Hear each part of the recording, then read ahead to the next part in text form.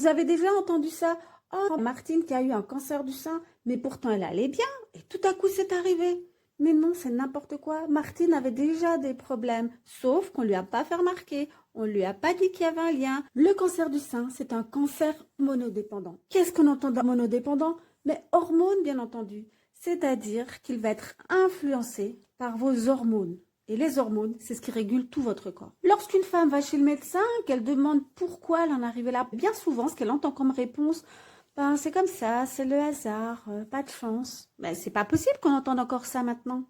Ou pourquoi une femme qui a déjà eu un cancer, qui s'est fait traiter, chimio, etc., et pour l'instant ça a l'air d'aller, et pourquoi ça revient? On parle de rémission, etc. Mais qu'est-ce qui se passe? Mais s'il y a un problème quelque part, qu'on ne résout pas le problème, juste qu'on efface, qu'on cache, qu'on met un pansement, le problème est toujours là.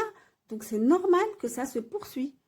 Au même endroit ou ailleurs, il y a une quinzaine de causes possibles au cancer du sein. Soit seul, soit vous les mixez, évidemment, ça va décupler les risques. Reprenons le cas de Martine. Si Martine est en surpoids, qu'est-ce que ça va faire sur son corps? Et si elle a donc une augmentation de la masse graisseuse, c'est là que se trouve le problème. Lorsque vous avez beaucoup de tissu, donc de graisse, cela devient inflammatoire et donc l'inflammation va se développer un peu partout dans le corps.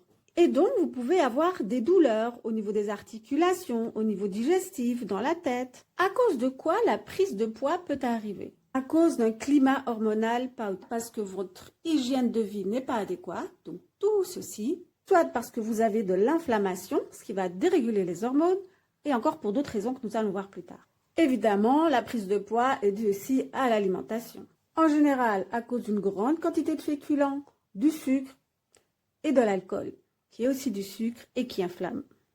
Alors oui, il y a le gras, mais principalement, ça va être ces éléments-là. Votre assiette ne doit pas ressembler à une base de féculents et puis un peu de légumes, un peu de protéines ou autre. Donc ça, c'est non, c'est pas possible. Comme un plat de pâtes, un plat de riz et puis après un peu de sauce, un peu de légumes, un peu de viande. Non, ça va pas du tout. Du pain, des sandwichs, là, c'est maxi féculents et un petit peu d'autre chose. En plus, quand je parle de féculents, le gluten va favoriser l'inflammation, les produits laitiers vont favoriser l'inflammation. Donc, il y a ce que vous mangez et la quantité. Les féculents, maximum, c'est de petites parts, c'est-à-dire quelques cuillères à soupe. 3, 4, ça dépend. Et donc, quand vous faites une galette avec du sarrasin ou autre, il faut faire attention de ne pas manger 50. Et c'est pas obligé à tous les repas. Pour le reste de l'alimentation, ça c'est du cas par cas. Lorsque vous mangez trop de féculents, c'est donc du sucre. Et là, votre pancréas va trop travailler. Il est là derrière. Parce qu'il veut essayer de maintenir une glycémie plus ou moins aux normes.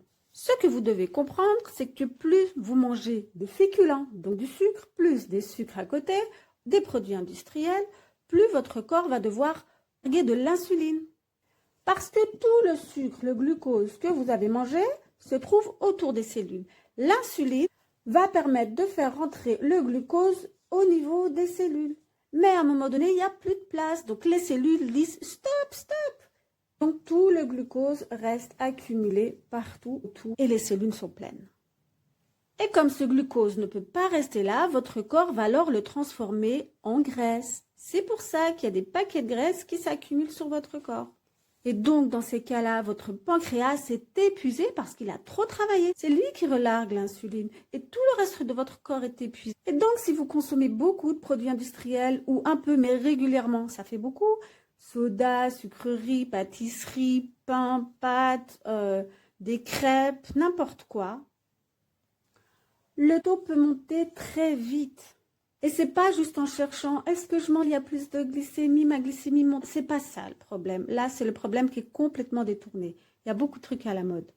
Et lorsque le taux d'insuline est très élevé, il y a un signal qui est envoyé à votre cerveau pour relarguer certaines hormones, dont une hormone qui va réguler le cycle ovarien.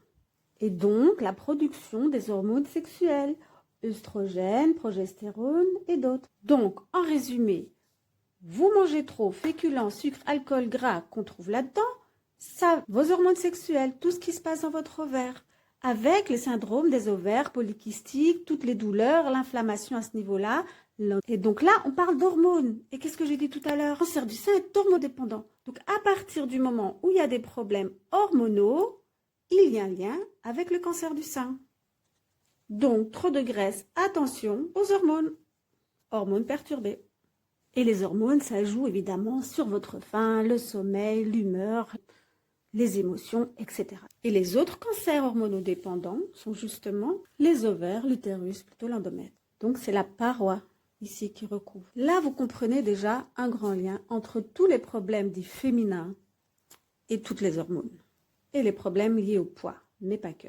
Alors sur une personne qui a déjà eu un cancer du sein, a une récidive parce qu'on ne lui a pas expliqué tout ça, elle est toujours en surpoids, donc un déséquilibre hormonal, donc oui, il y a de grands risques que ça revienne. La deuxième cause, si Martine n'est pas en surpoids, c'est le système hormonal déséquilibré pour d'autres raisons. Et là, vous devinez de quoi je parle? Eh oui, de la contraception hormonale. Donc, pilules, stérilets, implants. Donc, à la base, les ovaires, relarguent des hormones, c'est leur travail. C'est quand même le but à la base. Lorsque vous prenez une contraception hormonale, même mini-pilule, c'est-à-dire qu'on vous insère dans le corps des surdosages d'hormones chimiques, 20 à 50 fois plus. Donc si le corps reçoit des hormones, peu importe par où, les ovaires vont se dire, mais il y en a plein. Pourquoi je vais en fabriquer? Pourquoi je vais en relarguer? J'arrête. C'est pour ça que vous n'avez plus vos règles. Le souci, c'est qu'évidemment, ça déséquilibre tout le corps. Premièrement, parce que si elles ne font pas leur travail, ça pose un problème. Et en plus, il y a beaucoup trop d'hormones. Donc, plus personne ne comprend. Je vous avais dit tout à l'heure que c'est le cerveau qui envoyait un signal aux ovaires pour dire qu'il faut relarguer les hormones. Si les ovaires n'en relarguent plus parce qu'il y en a et le cerveau, plus personne ne comprend rien. Je reçois trop d'hormones, j'en ai trop, moi je travaille plus, je fais la grève. Ça suffit. Et tout est déséquilibré. Tout est chamboulé. Et donc, de nouveau, votre sommeil, votre mental, votre digestion, tout, puisque les hormones gèrent tout. On a le cerveau, corps. Alors là, la question qu'on pose souvent, c'est oui, mais moi, j'ai un stérilet en cuivre, donc il n'y a pas de problème, il n'y a pas d'hormones. Mais est-ce que vous êtes déjà demandé comment fonctionne le stérilet? Le cuivre est toxique pour le corps. Donc, lorsqu'on insère quelque chose de toxique, ça provoque de l'inflammation. Donc, le corps est complètement inflammé. C'est pas le moment de procréer. C'est pour ça que ça bloque, parce qu'il y a de l'inflammation. Et après, vous vous demandez pourquoi vous avez des douleurs, pourquoi il y a de l'endométriose. Parce que l'endométriose, ça veut juste dire des douleurs, inflammation. C'est un nom, une étiquette posée sur quelque chose qui va mal. Et donc, c'est le même cercle vicieux. Douleur, inflammation au niveau féminin. Donc, les hormones sont perturbées puisque ça les bloque. Et donc, tout recommence, c'est pareil. Le cerveau, le mental qui envoie des messages à tout le corps, tout est perturbé. C'est le même problème. À mes yeux, si vous avez un stérilet en cuivre, oui, ça peut déréguler tout votre corps puisque ça chamboule vos hormones.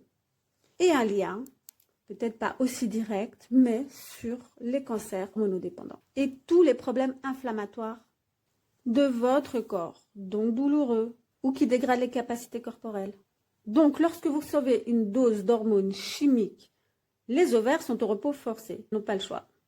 Tout votre corps est rempli d'hormones, en surdosage, ce qui va aussi se localiser dans vos seins. Et au début, vous pouvez avoir des douleurs, des tensions, notamment pendant les règles, qui ne sont pas vraiment vos règles, si vous avez une contraception. Et vous pouvez sentir des masses, des kystes, des fibrinomes, qui peuvent être douloureuses mais bénignes. Et dans le temps, des croissances excessives, puisqu'il y a plein d'inflammations, et donc le cancer peut se développer à différents endroits du sein. Et s'il y a plus de gras parce que vous avez un surpoids, plus de gras au niveau de vos seins, ça va aussi favoriser l'inflammation, ce qui va accentuer les possibilités de risque de cancer du sein. Parce que ça provoque aussi les dérèglements hormonaux. Femmes qui prennent déjà la pilule vers 15 ans parce qu'elles ont des douleurs, parce qu'elles ont des... Martine, on lui a déjà donné la pilule vers 15 ans parce qu'elle avait des douleurs pendant ses règles, parce qu'elle avait l'inflammation. C'est pas les règles le problème. Ça veut dire qu'à 15 ans, elle prend la pilule jusqu'à plus ou moins 49 ans. Ça veut dire que la majeure partie de sa vie est sous pilule. Et après, arrive la ménopause et on va encore lui proposer autre chose, bien entendu, bourré d'hormones. C'est soi-disant un traitement pour aider parce que la ménopause serait dangereuse, néfaste pour le corps. Faut arrêter un peu. La ménopause, c'est un processus logique, normal du cycle de la vie. Les ovaires ont travaillé jusqu'à 49-50 ans. Elles ont bien le droit de prendre leur pension à un moment donné. Pourquoi? Faut encore shooter aux hormones. C'est normal, c'est stop, c'est fini. Il n'y a plus de projet bébé. Pourquoi faut-il absolument tout le temps changer la nature des choses? Martine a des problèmes à la préménopause, ménopause, que ce soit des douleurs, des troubles du sommeil, des bouffées de chaleur, une prise de poids, c'est parce que Martine a peut-être fait n'importe quoi dans sa vie. Elle n'est pas occupée de tout ça. Elle est stressée, manque de sommeil, l'alimentation, pas d'exercice respiratoire, pas d'activité physique, un stress mental, elle n'a pas libéré ses émotions. Si c'est pas bien avant. Sinon, au corps, ce soit des douleurs, des troubles du sommeil, des bouffées de chaleur, une prise de poids, mais c'est parce que Martine a peut-être fait n'importe quoi dans sa vie. Elle ne s'est pas occupée de tout ça. Elle est stressée, manque de sommeil, l'alimentation, pas d'exercice respiratoire, pas d'activité physique, un stress mental, elle n'a pas libéré ses émotions. Donc Martine, il faut prendre tes responsabilités. Et en plus, on l'a shootée aux hormones toute sa vie. C'est normal qu'à la préménopause ou ménopause, le corps n'en puisse plus, si c'est pas bien avant. Si on donne au corps tout ce dont il a besoin pour vivre, pour fonctionner normalement, il n'y a pas de souci. Retenez que les douleurs, les inflammations, le surpoids, le mental qui va pas, ce sont des signaux d'alarme pour vous dire stop, il y a un truc qui va pas, reprends-toi. Et donc, en plein bouleversement hormonal, vers la préménopause, ménopause, si vous prenez encore un substitut hormonal, là, c'est vraiment pour vous achever. Oui, les risques sont bien plus grands encore. Et il y a pas mal de gynécologues qui vont vous dire que c'est la ménopause qui provoque le cancer du sein. Et d'ailleurs, on voit la différence avec toutes les personnes qui prennent les traitements, blablabla. N'importe quoi. C'est pas possible de voir la différence avec Martine si elle a pris les traitements, puisque toute sa vie, elle a été sous traitement. On ne peut pas la comparer avec la Martine qui n'aurait pas pris de traitement. Il faut arrêter un moment. Ah, au fait, dans ménopause, il y a le mot pause. Sinon, il y a un autre cas où on bourre les femmes d'hormones, c'est lors de la procréation médicalement assistée. Les femmes qui ont des difficultés à tomber enceinte. Bien souvent, on ne va pas essayer de comprendre pourquoi elle ne s'est pas tombée enceinte. Vous avez vu tout à l'heure que quand il y a une inflammation au niveau des ovaires, de l'utérus, le corps dit stop, ça va pas, c'est pas le moment de procréer. Moi, je dois m'occuper de moi pour ma survie et puis c'est pas un terrain favorable à la procréation. C'est comme un oiseau qui va faire son nid dans des poubelles, ce serait pas très sain. Ben, c'est pareil pour le corps. Il veut que son petit nid soit le meilleur possible pour pouvoir faire grandir un être humain dans son corps, pour pouvoir faire vivre. Dans pas mal de cas, il est possible en revenant à la normale, en ayant une bonne hygiène de vie et en nettoyant évidemment le corps de tout ça, mais lentement. Un corps qui ne peut pas procréer, c'est un corps épuisé, qui est en souffrance, un corps plein d'inflammation et de douleur. Alors oui, si vous avez des difficultés à tomber enceinte, il y a des techniques qui peuvent vraiment vous aider en vous conseillant sur toute votre hygiène de vie, en apprenant souvent à prendre du temps pour vous et à vous aimer aussi. Souvent, ça vient de là, en plus du reste. Et en travaillant directement sur le corps, en aidant à éliminer. Ça, je le vois avec les femmes qui ont des difficultés. Mais en même temps, en travaillant sur votre environnement mental, physique, votre hygiène de vie. J'insiste. Donc, si Martine a pris la pilule pendant quelques années, ou beaucoup d'années, et que tout à coup elle veut tomber enceinte, on a dit aux ovaires stop, il ne faut pas travailler, et tout à coup, ah maintenant au boulot. Ben non, c'est comme si vous n'avez jamais fait une course, un marathon, et je vous demande tout à coup, allez, il faut que tu le fasses en très peu de temps, tu dois être la championne. C'est pas possible, il faut s'entraîner, il faut faire attention à ses articulations, il faut voir tout ce qui ne va pas, il faut prendre un coach, etc. Donc il faut du temps, il faut donner le temps au corps de nettoyer, d'enlever l'inflammation. Donc oui, ça peut prendre du temps. Parfois, il y a d'autres raisons, évidemment. Les femmes qui ont des ovaires polykystiques, il y a des kystes, donc c'est bouché parce qu'il y a de l'inflammation. On en revient toujours au même problème. Comprendre pourquoi quelque chose ne fonctionne pas et essayer de le résoudre en prenant soin de soi, en trouvant la cause, pas en cachant les symptômes. Parfois, c'est aussi le sang qui circule pas bien parce qu'il est trop épais, parce qu'il y a trop de toxines, parce que la lymphe est complètement bouchée, rempli de toxines, parce qu'il n'y a pas de mouvement, la respiration, tout ça aide. Et n'oubliez pas, les intestins, c'est voisin du système reproducteur. Donc s'il y a une inflammation là, évidemment que ça peut se transmettre. Il y a un lien. Tout est lié. Pour le corps, on ne peut pas avoir pièce après pièce, c'est pas un garage. Ce qui est important à savoir aussi, c'est lorsque vous prenez beaucoup d'hormones. Si vous tombez enceinte, le petit bébé qu'elle a dedans va aussi recevoir cette dose d'hormones. Et on peut le voir avec les grossesses multiples, les naissances prématurées, parfois le bébé a un faible poids à la naissance ou des complications pour la maman et le bébé. Et je comprends cette envie de tomber enceinte, c'est tout à fait logique, mais apprenons aux femmes à prendre leurs responsabilités, à comprendre pourquoi il y a un problème. Et parfois, il y a autre chose et ça ne fonctionne pas. Ça aussi, j'en suis consciente. Les bébés peuvent aussi avoir des problèmes respiratoires, digestifs ou neurologiques, parfois plus ou moins graves. Et donc, si tout le corps de la maman est inflammé, bien entendu, elle pourra plus ou moins donner les mêmes choses. On sera infecté directement ou indirectement, avec certaines fragilités potentielles. Le but n'est pas de faire peur, le but est de faire comprendre. C'est possible de faire autrement. Au moins de prendre soin de sa santé. La troisième cause des risques de cancer du sein sont les facteurs de croissance. On en a dans le corps, ils sont primordiaux. Ce sont des petites protéines ou des petites molécules pour réparer la peau. Ou lorsqu'un os se casse, les facteurs de croissance vont permettre à l'os de se reformer. Vous les avez naturellement dans votre corps. Le problème, c'est que si on vous en rajoute de l'extérieur, comme d'habitude, ben là, le corps ne comprend plus rien de nouveau. C'est pas normal. Et donc, ça peut provoquer des cellules cancéreuses. Mais où trouve-t-on ces fameux facteurs de croissance? Dans les produits laitiers. Non, les produits laitiers ne sont pas vos amis pour la vie. Et quand je demande à une femme, vous consommez des produits laitiers? Oh non, pas trop. Mais les produits laitiers, c'est-à-dire fromage, yaourt, dans la glace, dans le lait, dans le beurre, les pâtisseries, les biscuits, tout ça, dans les sauces, dans les protéines en poudre, la whey, tout ça sont des produits laitiers qui sont bourrés de facteurs de croissance. Et c'est comme on a vu tout à l'heure, hop, il y en a trop, ça fait monter l'insuline et ça va de nouveau déréguler tout le corps parce qu'il y en a trop. Pourquoi les produits laitiers sont remplis de facteurs de croissance? Parce qu'un veau fait 300 de kilos à la naissance. C'est pas tout à fait la même chose que l'être humain. Ce qui est magnifique aussi avec les produits laitiers, c'est qu'ils favorisent les cancers non seulement, mais en plus métastasiant. C'est-à-dire qu'ils peuvent bien se propager partout, et entre autres dans les os. Alors, on vous dit, les produits laitiers, oui, le calcium, c'est bon pour les os, etc. Alors, montrez-moi une étude scientifique qui démontre cela, je suis bien curieuse. Par contre, il y a des études qui ont été faites dans les pays qui consomment beaucoup de produits laitiers. Oh, ce sont les pays où il y a le plus d'ostéoporose, donc de fragilité des os, comme c'est étonnant. Autre problématique avec les produits laitiers, c'est lorsque vous en consommez, votre paroi intestinale va devenir perméable, c'est-à-dire qu'elle va laisser passer tous les intrus, les toxines, etc. directement dans votre sang. Et le calcium qui, lui, ne peut pas rentrer dans les os parce que le corps ne peut pas l'assimiler comme il faut. Donc lui, il va passer la barrière intestinale et il va se retrouver dans les articulations, dans les muscles, au niveau du pancréas et au niveau des seins, ce qui va former des petites calcifications. Et c'est inflammatoire.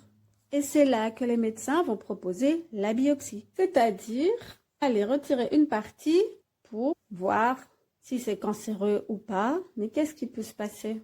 D'après certaines recherches, certains diraient que ça peut aider à se propager partout.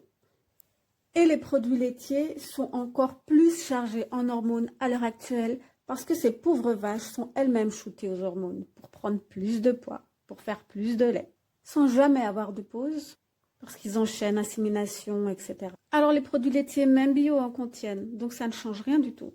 Alors lorsqu'on vous dit prenez des produits laitiers, c'est important pour le calcium, pour solidifier vos os, le calcium, vous l'avez dans des végétaux, dans les amandes, pas de surdose, il y en a dans votre alimentation, à partir du moment où votre corps n'est pas inflammé. Vos intestins fonctionnent bien pour assimiler ce que vous mangez. Et qu'est-ce qui peut solidifier vos os? C'est l'activité physique, c'est le mouvement, des moments assez intenses. C'est à ce moment-là que le calcium va pouvoir rentrer avec la difficulté de l'exercice. Pas tout le temps, bien entendu, il ne faut pas non plus vous surépuiser. Donc, faites travailler vos muscles. Et là, on voit bien que ce n'est pas le lactose, la problématique principale. Donc, si vous prenez du lait sans lactose, ça ne change rien pour ça. Et si une fois par mois, vous voulez absolument, vous êtes invité quelque part et vous voulez absolument manger du fromage, prenez-le le plus raffiné possible et du plus petit animal, comme ça il y aura moins d'hormones, c'est-à-dire de chèvre, de brebis et bien entendu bio. Quatrième cause de cancer du sein, bien entendu le stress. Donc déjà, quel stress? N'importe. que ce soit la surcharge mentale, les émotions refoulées, une situation que vous vivez et que vous ne supportez plus au quotidien, donc ça devient chronique. Le rythme de vie qui n'est pas respecté, du coup, ça va favoriser un stress au corps. Le fait que cela dure longtemps, que ça se répète, donc c'est chronique. Il y a une forte baisse d'immunité, une augmentation de l'inflammation, et là on a vu c'est cancérigène. Et faites attention, dans des cas où vous vous sentez mal mentalement, vous avez des problèmes de sommeil, vous pouvez avoir tendance à consommer des somnifères, des antidépresseurs, anxiolytiques. Mais ça va agir sur votre système nerveux, ça va surcharger le foie, donc provoquer encore de l'inflammation. Et c'est pas en faisant des détox du foie que ça va s'arranger comme ça, parce que toutes les crasses vont être larguées dans le corps lorsque vous êtes en état d'épuisement. Et si vous en consommez, c'est que vous êtes en état d'épuisement. Et il y a une étude vraiment qui a été faite en montrant la relation de cette consommation régulière avec les risques du cancer du sein. Parce que ceci va toucher aux hormones, ça travaille sur votre cerveau, et comme on l'a vu déjà, dans le cerveau, il y a des zones qui sont directement liées au système hormonal, puisque c'est lui qui va envoyer le message aux autres parties du corps. Et certains antidépresseurs vont augmenter le stress, et puis on est dans un cercle vicieux, parce que ça perturbe le fonctionnement normal du corps. Donc, ok, vous êtes dans cet état-là, vous avez une problématique, comme d'habitude, trouvez la cause, faites-vous accompagner par quelqu'un, c'est vraiment primordial. Parce que là, juste vous vous empoisonnez. Et vous êtes dans un cercle vicieux. La 5e cause des cancers du sein, ce sont les perturbateurs endocriniens. Alors, perturbateurs endocriniens, ça veut juste dire les perturbateurs hormonaux. C'est la même chose. C'est-à-dire tout ce qui va être fourni en externe de chimiques, qui est déjà rempli d'hormones. Et c'est comme je l'ai expliqué tout à l'heure, avec la contraception hormonale, ça va tout déréguler dans votre cerveau et donc envoyer les mauvais messages à tout votre corps. Donc, surdosage d'hormones, et comme le cancer du sein est hormonodépendant, il dépend des hormones. Ça va donc favoriser le cancer du sein, entre autres. Alors, je ne vais pas tous les citer parce que ça durait 3 heures, mais un des plus grands, on l'a vu tout à l'heure, c'est la contraception hormonale, pilule stérile, implant.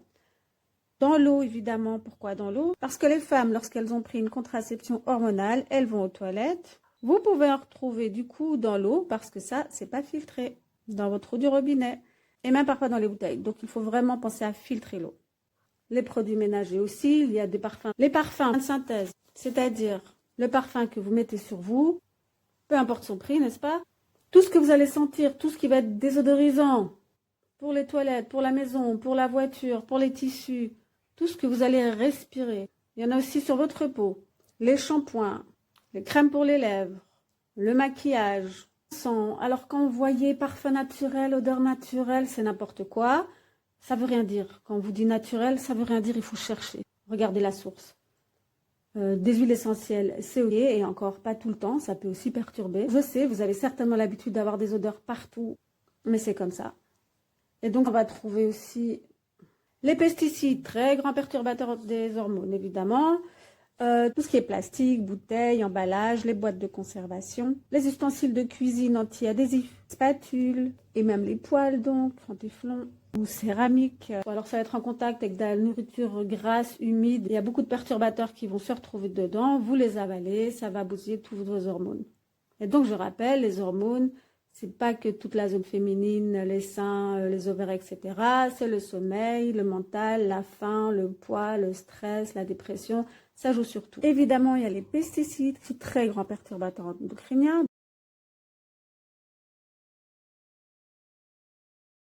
Il y a plein de crasses d'eau qui perturbent les hormones. Tous les produits de soins, bien entendu, et tout ce qui est shampoing, crème. En fait, c'est tout. Hein. Dans les médicaments aussi, qu'on vous met sur la peau, que vous avalez ou qu'on vous injecte.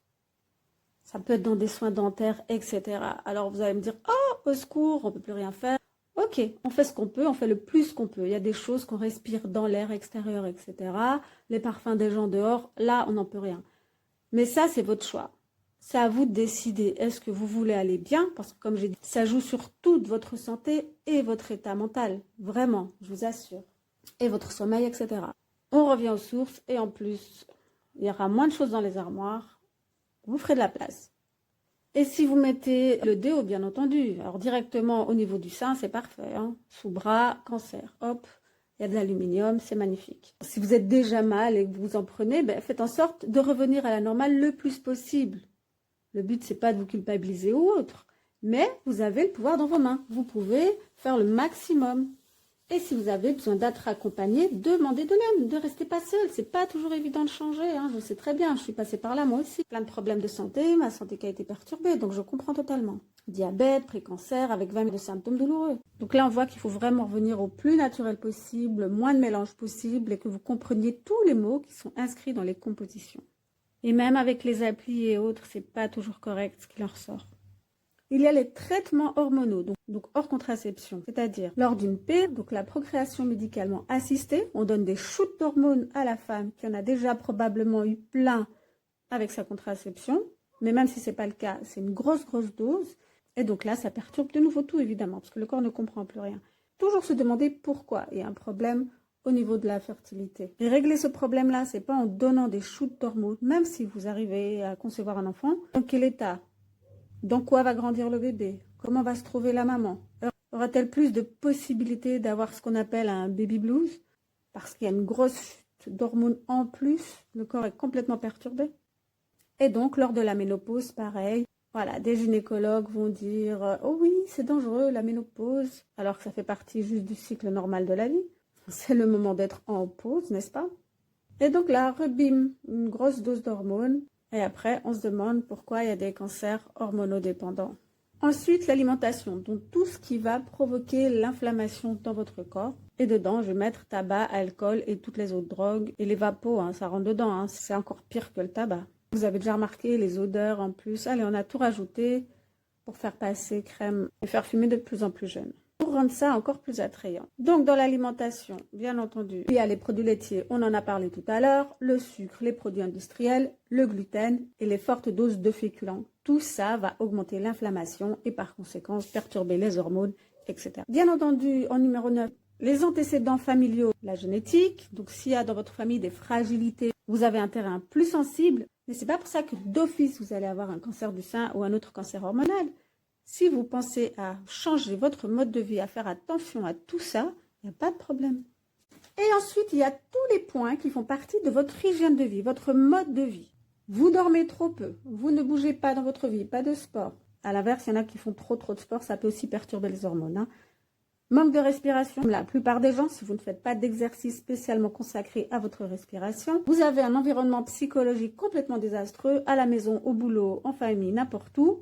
Vous n'exprimez pas vos émotions, elles sont complètement refoulées, donc ça vous détruit, ça vous inflamme. Si vous avez l'habitude de consommer des médicaments à la place de résoudre les problèmes, les signaux d'alerte que vous envoie votre corps, vous les cachez. Donc là, vous n'apportez pas à votre corps ce dont il a besoin. Donc ça provoque de l'inflammation, des grosses sources de stress et, comme vous l'avez bien compris maintenant, ça perturbe vos hormones.